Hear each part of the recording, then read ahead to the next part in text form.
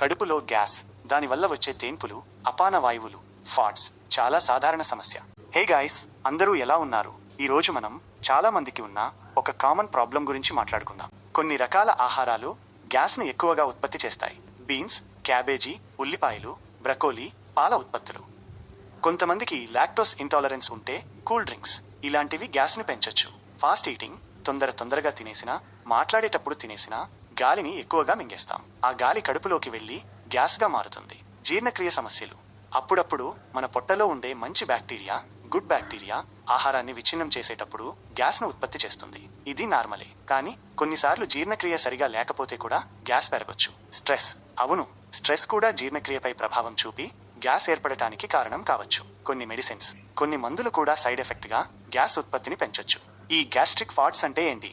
What are gastric fats? మనం తిన్న ఆహారం జీర్ణం అయ్యే క్రమంలో లేదా మనం మింగిన గాలి కడుపులో చేరినప్పుడు అది పేగుల ద్వారా బయటకు వస్తుంది. అపాన వాయువు లేదా ఫాట్ అనేది ఇదే. ఇది శరీరం లోపల పేరుకుపోయిన అదనపు గ్యాస్ను బయటకు పంపే ఒక సహజ మార్గం. దీనివల్ల పొట్ట ఉబ్బరం, నొప్పి తగ్గుతాయి.